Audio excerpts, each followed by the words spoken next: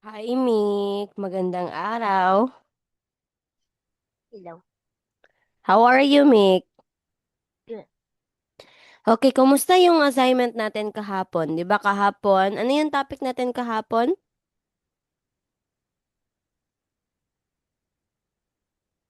Multiplying mixed fractions to fractions, right? Yes. Yes.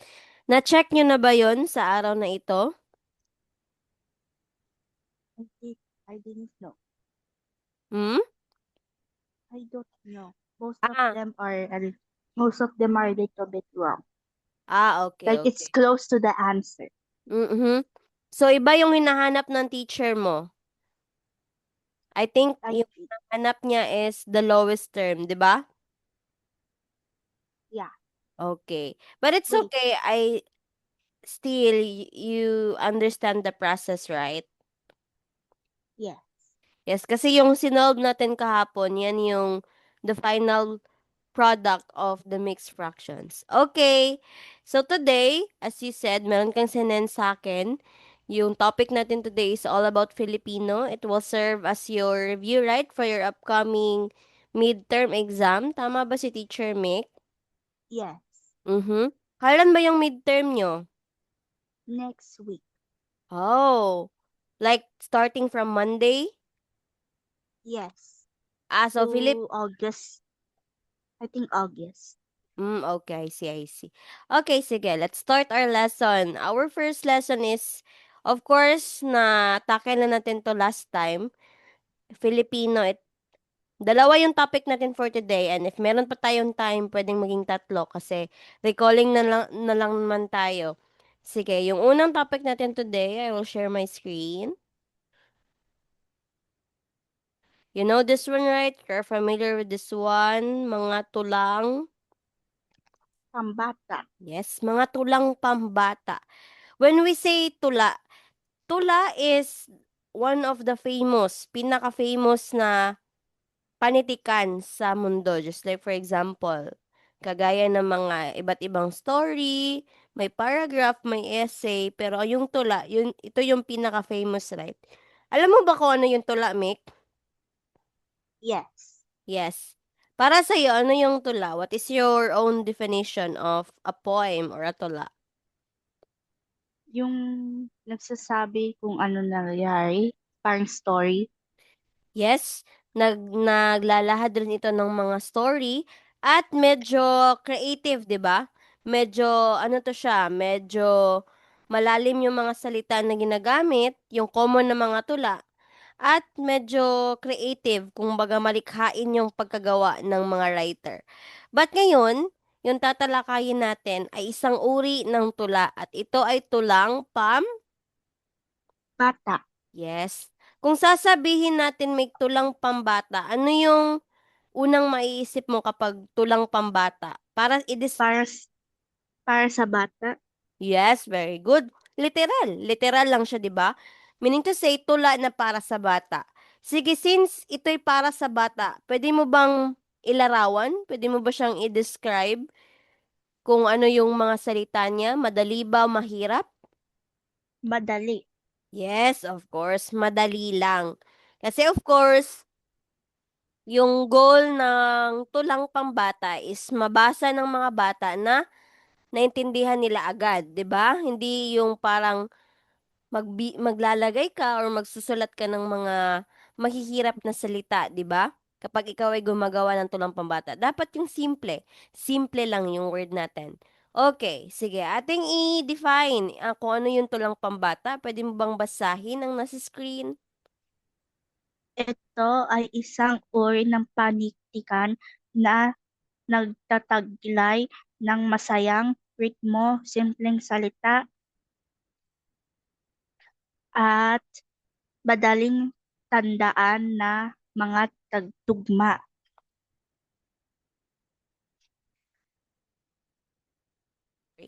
Yun, Yes, very good. Kagaya ng sinabi ni teacher kanina na ito ay may ritmo. 'Di ba? Yung ritmo or alam mo ba yung Ingles ng ritmo no, or rhythm? Do you know what's rhythm, right? Yung para sa kanta.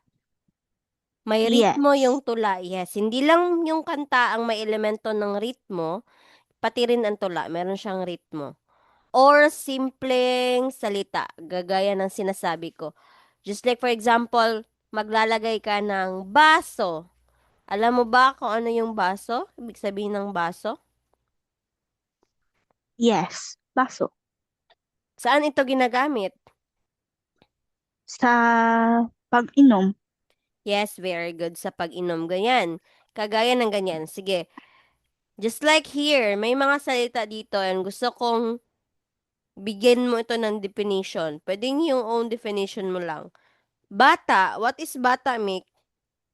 Isang makulit na tao. Isang makulit na tao. Yes, pwede namang makulit, pwede rin namang hindi. Basta ito ay tumutukoy sa isang tao na yung edad niya ay bata pa. Kagaya ng, yes, yung mga maliliit na mga bata. Or in English, we call that children, 'di ba? Or child, kung isa lang. Baso, nasabi mo muna to kanina, ito'y ginagamit sa pag-inom, right? How about ito? What is this one? Do you know this one? Sayaw. Mm-hmm. Ano to? Ano tong sayaw? Para mag-express yung feelings mo. Yes, very good. Itong sayaw, isa siyang uri ng art. Art yung tawag pa rin sa kanya or nagbibigay sa atin ng entertainment, 'di ba? Ng saya, ang sayaw. Ginagamit ito ng iba't ibang mga artists upang express, yes, tama yung sinabi mo, mag-express ng emosyon, pwedeng masaya, malungkot, or iba pa. Sayaw. Okay? Sige, how about ito, pikit? Do you know pikit? This is like an action of a person.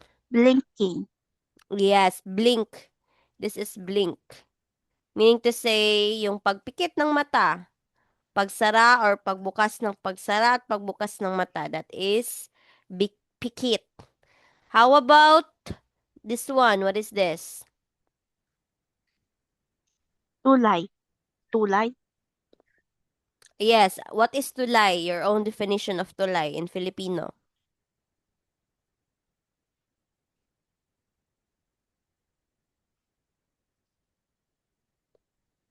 Do you know tulay?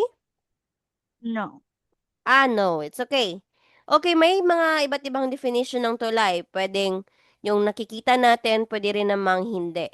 For example, yung nakikita natin, do you know what's a bridge? Alam mo ba yan, Mick? Yes. Yes. 'Di ba yung bridge ay isa itong uri ng ekstruktura or structure na kumukonekta sa isang lugar papunta sa isang lugar. For example, yung isang street papunta sa isang street, ganyan. Meron ding malalaki na mga tulay, just like na makita mo sa ibang bansa. Yan yung tawag, tulay, in literal meaning. Pero kapag yung hindi natin nakikita, parehas lang yung meaning niya, nagko-connect. For example, sa pangungusap nito. Si Micaela, ang tulay ng aming pagmamahalan. Naintindihan mo ba ang pangungusap, Mick? Yes. Yes, meaning to say you're the one who connects the two couple. For example lang ito, kung may kuya ka, then yung friend, may kuya ka, then meron ka ding friend na medyo kaedad ng kuya mo. Wait. That, Wait. yeah. Yung exam pala namin ay 28 because of Sona. 28. Okay, I see. But still, review pa rin natin to para mas advance ka, okay? Yes. Yes, tomorrow, tatapusin muna natin. Today and tomorrow, tatapusin natin ang Filipino. And next week, we will talk about yung pangalawang sinend mo, di ba? Yung GMRC. Tama ba ako? In Monday. Yeah. Ang GMRC, kailan yung exam nyo? It's Still 28? Philippine. Yes. Kasama sila. Ah, same sila. Okay, kung matatapos natin tomorrow ng maaga yung Filipino, pwede nating itakel sa part 2 after the break, yung unang part ng GMRC. Okay lang ba yun sa'yo? Yes. Yes, okay. Since yung Filipino recalling na lang man. Okay, dito tayo. Yung tulay, parang siya yung bridge, nagko-connect or something like, just like yung nasa pangungusap. How about yung libro? Of course, alam mo to yung libro, di ba? Yes. Ano yung libro? Isang uri ng bagay na naglalaman ng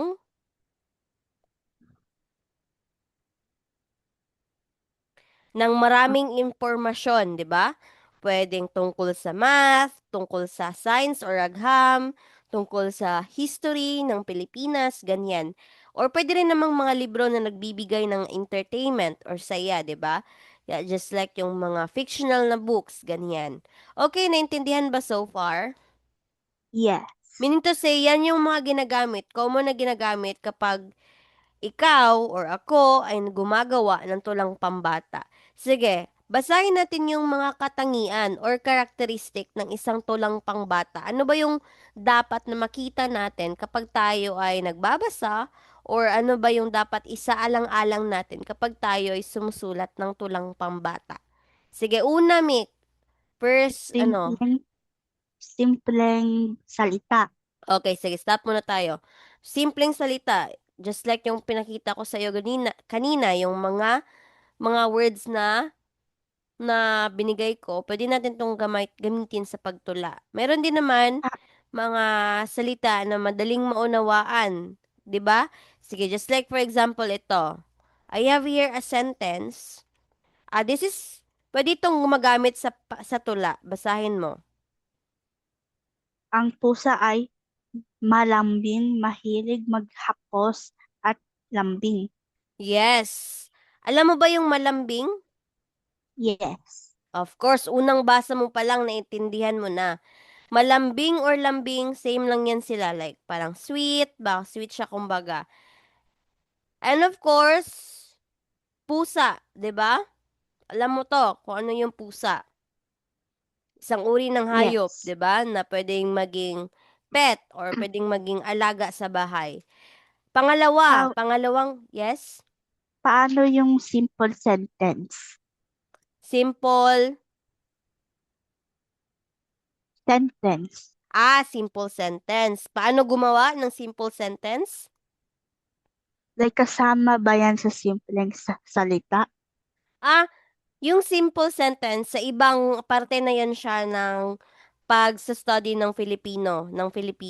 Kasi yung simpleng salita lang dito, nagde-describe lang siya ng kung ano yung mga kailangan gamitin sa tulang pambata.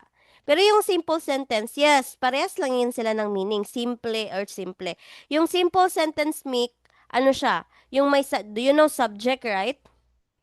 Yes. Yes, may subject at may panaguri. Just like for example, 'di ba?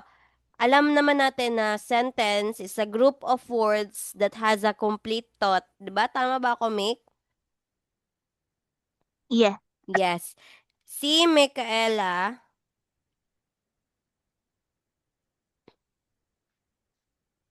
ay pumunta sa paaralan. Ganyan. Isa din yung halimbawa ng simple sentence. Hindi siya complex, walang ibang mga salita or mga pangungusap ang kasunod niya. Si Micaela may subject tayo at yung N niya, of course, may period. Pumunta sa paaralan, yun lang. 'Di ba? Yan ay isang simple sentence. But dito, balik tayo sa tula. Tula yung ano natin, iba yung sentence or pangungusap kapag gumagawa ka ng pangungusap. Iba yung style natin kapag gumagawa tayo ng salita. Yung dito lang ay yung gagamitin mo mga simple words. Just like for example, bahay, pagmamahal, babae, lalaki, ganyan. Sige, how about ito? Kawili-wili ang paksa. Alam mo ba? Naintindihan mo ba ito? Yes. Kawili-wili ang paksa. Meaning to say, sige daw, gusto kong malaman kung ano yung naintindihan mo sa kawili-wili ang paksa. Bakit ba kailangan na kawili-wili ang tulang pambata, Mick? para maintindihan nila. Mhm. Yes, pwede. Para maintindihan ng mga bata. And another one is of course, 'di ba ang bata medyo short or maikli lang yung attention span ng bata. Kung sasabihin nating attention span, kung gaano sila focus sa isang bagay. 'Di ba may mga bata na kapag boring sa kanila yung for example, movie, 'di ba hindi na nila papanoorin. 'Di ba? Tama ba ako? Yes. Yes. So, lalong-lalo na sa mga binabasa ng mga bagay, for example, aklat, mga quiz, mga exam paper, kailangan talaga yung mga nilalagay, mga teksto na nasa for example, sa libro na puno ng tula, kailangan talaga yung mga paksa na makukuha talaga yung interes ng mga bata. Hindi yung mga paksa na yung para sa atin ba kasi 'di ba grade 6 ka na. Iba naman yung level ng interest mo, medyo complex na. Yung mga gusto mong basahin, iba na 'di ba? Pero if compared mo siya sa grade 1, grade 2 and grade 3 na mga tula na mga pambata, kailangan talaga yung simple lang na mga bagay just like for example, tungkol sa laruan at iba pa. Naintindihan ba? Yes. Kagaya nito, isa itong famous na tagline ng isang tula. Hindi pala, pero medyo connected siya. Tungkol sa ako ay may lobo, lumipad sa langit. 'Di ba? Isa yung kanta at pwede rin naman siyang maging tula. Ito, sige daw, be, basahin mo. At aking lobo, bakulay, lumilipad sa himpapawid O, ng ganyan. tunay. Meaning to say, may na-mention na lobo. Mean to say, balloon. 'Di ba balloon? Para siyang pwedeng naging laruan ng mga bata. Yan yung kahulugan ng kawili-wili dapat ang paksa ng isang tulang pambata. Pangatlo, basahin mo nga, may tugma at Ritmo. okay, ito yung sinasabi natin, 'di ba? Alam kong marami ka ng tula na nabasa. Tama ba ako, Mick? Yes. Yes, pwedeng sa academics, pwede namang sa hindi, like yung sa Facebook lang ng mga poems or mga tula. Yung sabi dito may tugma at ritmo. Ito yung napakahalagang elemento ng isang tula.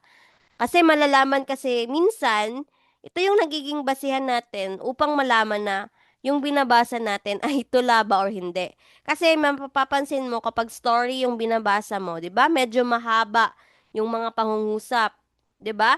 Tuloy-tuloy yung detalye, galing sa simula hanggang sa wakas. Pero kapag tula, ito yung tinitingnan natin. Tugma or ritmo, may rhyme ba? Do you know the rhyme? Rhyming words? Yes. Yes, kasi isa ito sa nagbibigay ng ganda sa binabasa mo na tula. For example, ito, sige daw. Basahin mo ito, Mick, yung halimbawa. Sa Harden may rosas, babang, mabango at marikit na bulaklak na lubhang wakas. Oo. So 'di ba unang basa mo pa lang, masasabi mo na tula 'yan. Bakit? Ano ba yung tiningnan mo, Mick? Merong dalawang salita na magkasing tunog or may tugma. Ano yon? Sige daw, hanapin mo. Rosas at wagas. Yes. Rosas, isa itong uri ng bulaklak. Wagas naman, para ito siyang ekspresyon na nagsasabi na labis. Labis. You know the word labis, right? Like for example, exaggerated na siya, labis. Labis Oh, na pagmamahal, ganyan. Wagas. That is wagas. Okay. Yan yung dalawang salitang may tugma at ritmo. May tugma at yung kapag babasahin mo yung halimbawa na ito, meron siyang ritmo. Naintindihan ba ang katangian, Mick? yes. Okay. Of course, another one, maikli at Maiklit at maikli at malinaw. yes, alam ko namang alam mo na yung salitang maikli, meaning short, 'di ba? Short and simple, malinaw, malinaw na to the point na naiintindihan talaga ng mga bata. Hindi mahaba para mas madaling maintindihan ng mga bata. Kagaya nito, halimbawa nito. Basahin mo nga. Mag, magsipilyo araw-araw, ngiti, ni- ngiti mo magiging malinaw. Ganyan, 'di ba? Simple lang. Toothbrush. If nagtutoothbrush ka every day, then of course, you will have a pretty smile. Ganyan lang. And of course, another pinaka-importanteng katangian niya is may, Aral. yes, aral or lesson, 'di ba? Kapag nagbabasa ka ng tula, meron din naman tayong natutunan. Just like for example, itong tula, parte ng tula na ito. Sabihin mo sa akin ano yung aral na sinasaad ng tula na ito. Tumutulong, tumutulong sa magulang upang maging mabuti mamamayan. Okay, of course hindi yan yung pinaka buong tula. Parte yan lang ng tula na na nakuha ko as halimbawa. Ang aral na nandito is of course yung kahalagahan kung bakit tumulong sa mga magulang or sa pamilya. At of course, ang pinakahuli ay dapat, can you read this one? Nakakaaliw. Nakakaaliw at masaya para sa mga bata. Yes, yung interesting basahin yung pwede siya nakakatawa, pwede namang hindi. Basta dapat ay makuha yung interes ng mga bata. Kagaya nito, pwede mo ba tong basahin? Tumalon ang munting palaka, tuwang-tuwa sa tabi ng sapa. Yes, tuwang-tuwa at tumalon ng munting palaka, tuwang-tuwa sa tabi ng sapa. Very good. Okay, wag mo yang kalimutan ha. Mga katangian ng tulang pambata, dapat simpleng salita, kawiling-wiling paksa, may tugma at ritmo, maikli at malinaw, may aral, nakakaliw at masaya. Sige, Damek, magbibigay ako ng isang tanong, din sabihin mo sa akin saang parte ng katangian siya makikita. Mm, sige. Dito ka lang mamili ha sa sagot mo. Naintindihan mo yung instruction ko? Yes. Sasabihin ko lang. Verbal ko lang hindi ko na itatype. Sa anong uri ng katangian sa tulang pambata may kapag, for example, ako yung writer, gagamit ako ng mga salitang, for example,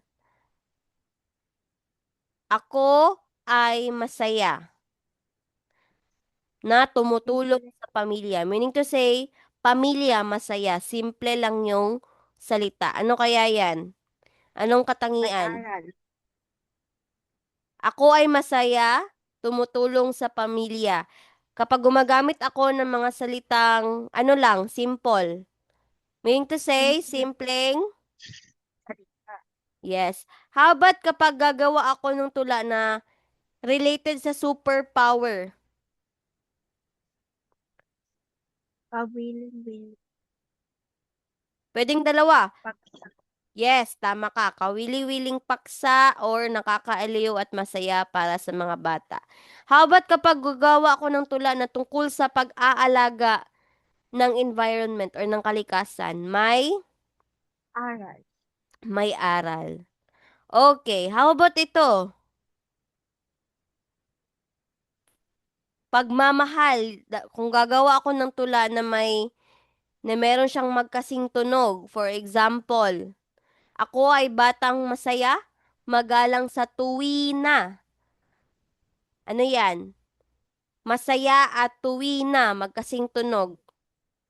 May, Tugma at ritmo. yes, may tugma at ritmo. Sige, very good. Sige, magbasa tayo ng isang halimbawa ng tula at gusto kong i-describe mo kung ano yung mga katangian na nakita mo. Pero ito, hindi natin to mababasa kasi wala tayong copy nito, right? Hinanap ko siya sa PowerPoint pero wala. Ito na lang. Try nating basahin. Sige, basahin mo daw, Mick. Can you read the screen? Ang mahal ko si ama, mahal ko si ina. Ganon din si ate at si kuya. Ang aming pamilya ay laging masaya sapak sapagkat kami ay sama-sama sa tuwid-tuwina. Okay. Ang tulang ito ay tungkol sa ano? Tungkol sa Katud ay pangmamahal. pagmamahal sa pamilya, 'di ba? Sige, ano pang makita mo? Meron bang mga salitang magkatugma? Yes. Yes, meron. Sino ba?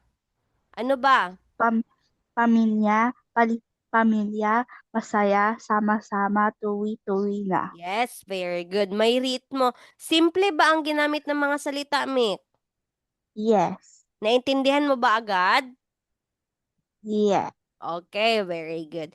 So, yan yung halimbawa ng isang tulang pambata. Okay, for now, mag-break muna tayo, Mick, ha? I will call you again after 3 minutes. Sige. Bye-bye! Bye-bye.